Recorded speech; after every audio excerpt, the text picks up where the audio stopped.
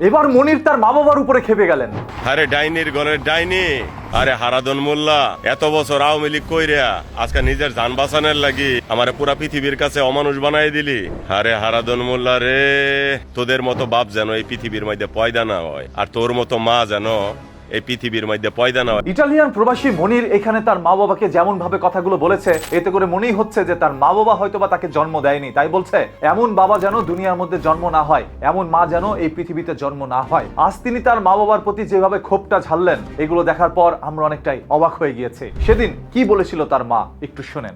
এই জায়গায় জায়গায় বইগুলা নিল গা, টেহাগুলা নিল গা, নিচে গা আমরা কোনো একচিন্তা খাওয়ায় না, মানে যোগাযোগ নাই। হের বাবা মানে হের লাগি দশা হইছে। এর পরবর্তীতে তার বাবা আবার কি বলছে সেটাও শুনেন। ফেসবুকে যেই ভাষাগুলাই শুনছি আমার কাছে খুবই খারাপ লাগতেছে, মানে আমি নিজেও চাইতাছি যে আমি।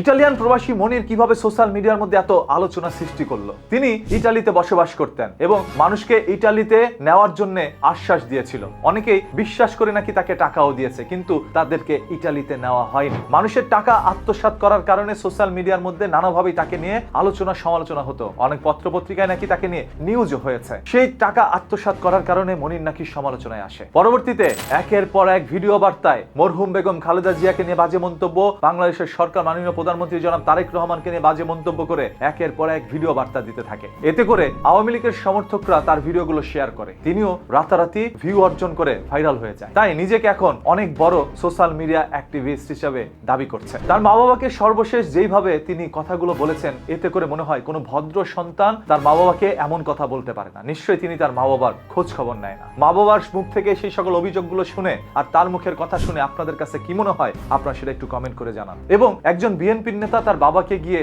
একটু উচ্চ কণ্ঠে কথা বলার কারণে সে বলেছিল তার মা বাবার পা ধরে সেই বিএনপি নেতাকে ক্ষমা চাইতে, আদারওয়াইজ খাম্বা না বাংলাদেশের সরকারের দেশে। এই ধরনের কথাগুলো কিভাবে বলল সে? যে মা বাবাকে নিজেই সম্মান করে না, সেই মা বাবাকে অন্য মানুষ কিভাবে সম্মান করবে? আরে মা বাবার সম্মান বাড়ে সন্তানের কর্মকাণ্ড। আপনি যে ধরনের কাজ করছেন, বাপ মার সম্মান পুরোটাই খেয়ে দিয়েছেন। সর্বশেষ আপনাদের উপরে এই সম্পূর্ণ বিষয়গুলো ছেড়ে দিলাম, মতামত করে জানান আপনাদের কাছে কি মনে হচ্ছে। আর প্রতিদিনের ঘটে যাওয়া এই ধরনের ঘটনা, দুর্ঘটনা, লুকোনো সত্য জানতে পেজটাকে এখনই ফলো করে রাখেন। কথা দিচ্ছি মাটির নিচ থেকে লুকোনো সত্য বের করে উন্মোচন করবো আপনাদের সামনে যতদিন এই দেহে প্রাণ আছে, ইনশাআল্লাহ।